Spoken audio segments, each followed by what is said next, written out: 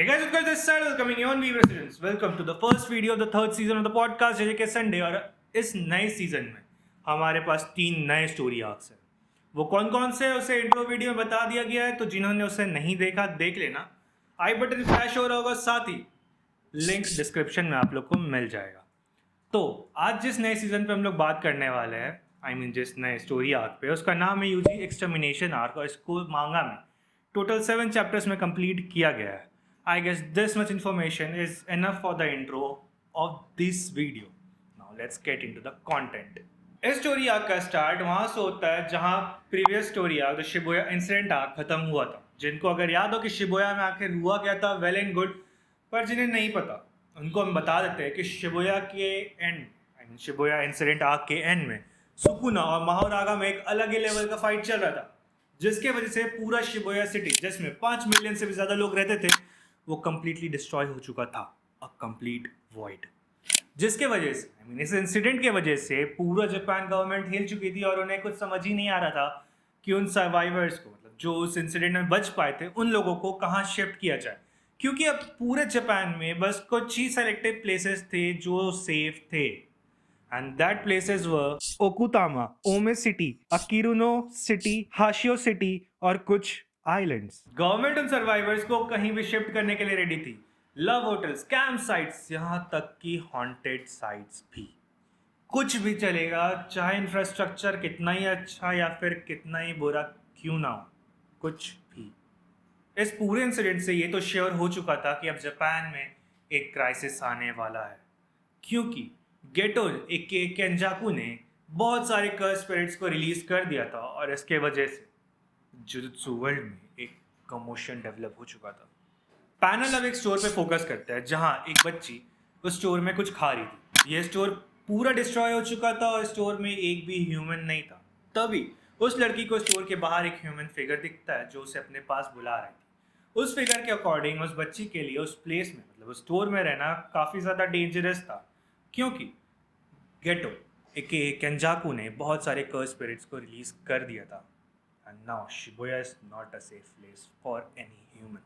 वो लड़की उस ह्यूमनॉइड फिगर से अपने मॉम के बारे में पूछती है, जिस पे वो ह्यूमनॉइड फिगर उसे रिप्लाई देती है कि उसके मॉम, उसके डैड, उसका छोटा भाई, यहाँ तक कि उसके टीचर्स सब के सब सेफ हैं। जिस पे उस लड़की का ये कहना था कि उसका कोई छोटा भाई है ही नहीं, और साथ ही she doesn't like her teacher.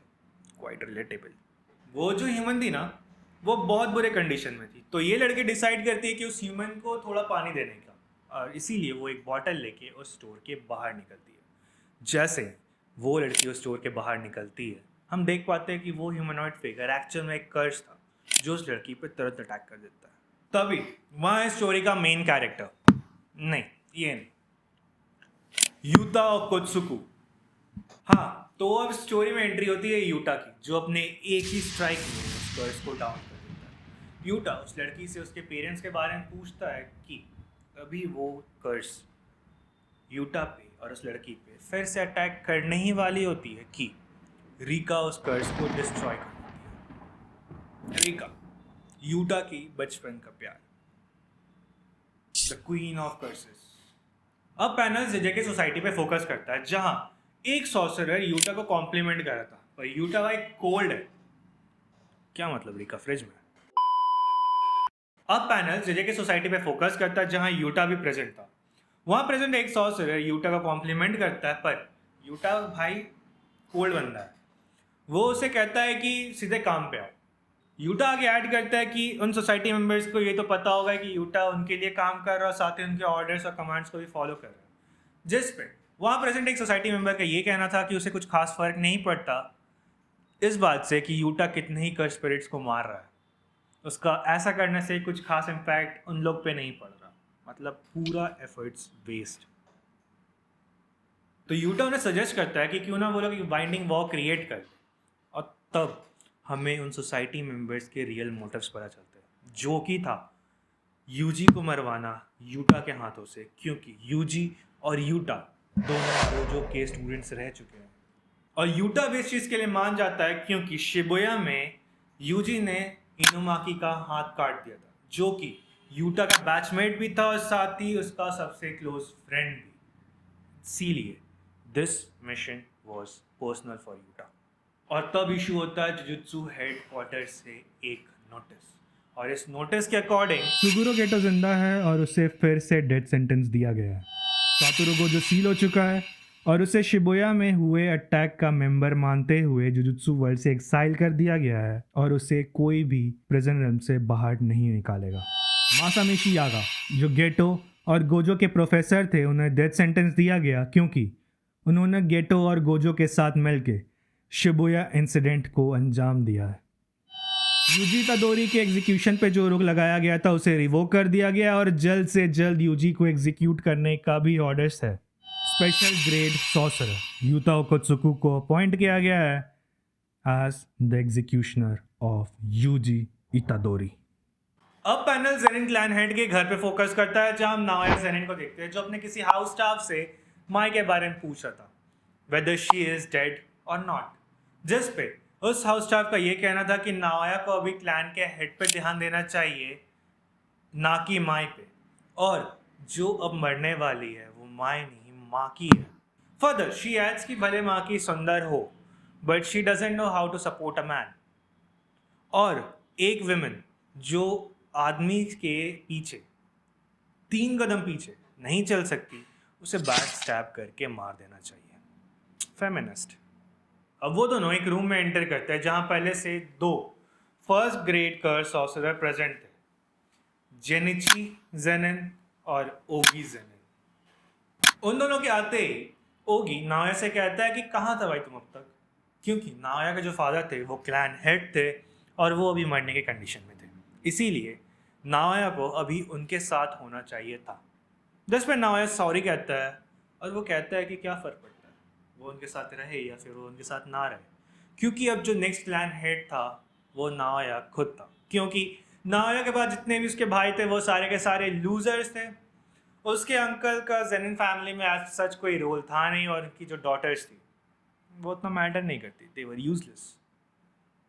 और जहाँ तक बात रहा जेनिची का, इज़ नॉट गुड लुकिंग, इसीलिए वो क्लैन हेड नहीं बन सकता। फर्दर नाओया जेनिची को टॉन्ट मारते हुए ये कहता है कि जेनिची को तोजी के प्लेस पे मर जाना चाहिए था। एक तुम समझ रहे हो, नाओया जेनिची के फेस पे उसे ये कह रहा है कि उसके जीने या मरने से जेनिन फैमिली को सच कुछ इम्पैक्ट नहीं पड़ता। ये सुनते ही जेनिची नाओया पे अटैक कर देता है, जिसको नाओया बहुत इजीली डॉज भी कर लेता है। फिर ओगी नाओया पे अटैक करता है, जिसको नाओया डॉज करते हुए ओगी से कहता है कि उसके फादर अभी मरने की कंडीशन में, इसलिए उन सभी को अभी एक साथ रहना चाहिए, ना कि इस तरह के किसी फाइट में इन्वॉल्व होना चाहिए। तभी उस रूम में एक मैसेंजर एंटर करता है, moreover like a lawyer, जो उन तीनों को इन्फॉर्मेशन देता है कि Nobito Jenin the head of the Jenin clan is no more. ये सुन के भाई नाओया एकदम अलग ही लेवल पे खुश हो जाता है, क्योंकि अब वो क्लैन हेड बनने वाला था। फिर वो मैसेंजर उन तीनों को नोबितो के विल के बारे में बताते हैं, जिसके according Naoya Zenin clan head बनेगा, 27 क्लैन हेड जेनिन क्लैन का, और वो टोक्यो प्रीफ्रेक्चरल हाई स्कूल और जेनिन फैमिली के वेयर हाउस में प्रेजेंट सारे एसेट्स को इनहेरिट करेगा, इंक्लूडिंग कर्स टूल्स। पर ओगी जेनिन और जेनिची जेनिन की अप्रूवल के बाद इस पूरे विल में एक लूप होल था, और वो ये था कि अगर गोजो सातोरू मारा जाता है या फिर वो मेंटली स्टेबल नहीं रहता, तब एक दूसरा एग्रीमेंट प्ले करेगा जो नोबितो जेनिन और तोजी फुशिगुरो के बीच हुआ था। और उस एग्रीमेंट के अकॉर्डिंग अगर गोजो सातोरू मर जाता या फिर वो मेंटली स्टेबल नहीं रहता, तब मेगुमी फुशिगुरो क्लैन में एंटर करेगा और तब वो जेनिन क्लैन का हेड बनेगा और साथ ही सारे एसेट्स को इनहेरिट करेगा। अब कंडीशन कुछ ऐसा है कि गोजो सातोरू सील हो चुका है और जुजुत्सु वर्ल्ड के जितने भी हेड्स थे उन्होंने गोजो सातोरू को डेड डिक्लेयर कर दिया है। ये एग्रीमेंट सुनने के बाद नाओया जेनिन के चेहरे का रंग उड़ जाता है। वो सोचता है कि ये दोनों, मतलब ओगी और जेनिची, उसके सामने कमज़ोर है और इसीलिए वो किसी अननोन को ही प्रेफर करेंगे और इसीलिए वो इस कंडीशन में उसकी हेल्प नहीं करेंगे। और नाओया उस लेडी से मेगुमी के बारे में पूछता है कि मेगुमी आखिर है कहाँ पे और वो कर क्या रहा है। तब वो लेडी कहती है कि मेगुमी टोक्यो में है और वो यूजी इतादोरी को खोज रहा है, तो नाओया पूछता है कि ये यूजी इतादोरी कौन है। जिस पे वो लेडी उसे बताती है कि इतादोरी सुकुना का वेसल है। तब नाओया बहुत कॉन्फिडेंटली बोलता है कि हायर अप्स को इन्फॉर्म कर दो कि नाओया जेनिन सुकुना के वेसल को मारने वाला है और मेगुमी भी वहीं होगा, इसीलिए वो उन दोनों को मार देगा। और वैसे भी टोक्यो अब डीमन रेल्म बन चुका है क्योंकि केंजाको ने सारे कर्सेस को रिलीज कर दिया था, और इसीलिए अब फर्क नहीं पड़ता कि टोक्यो में कौन मर रहा है और कैसे मर रहा है। और तब नाओया उन दोनों को मारने के बाद कंसिक्वेंसेस को हैंडल कर लेगा। आफ्टर ऑल वो जेनिन क्लैन का हेड है। और इसी के साथ यूजी इतादोरी को मारने का एक हंट जुजुत्सु वर्ल्ड में स्टार्ट हो चुका था, जिसमें अभी फिलहाल 2 मेंबर्स थे, यूटा और नाओया। तो क्या ये दोनों यूजी को मार पाते हैं? Well, if you want to know, subscribe the channel, like this video, or wait till Sunday to know the answer. Arigato.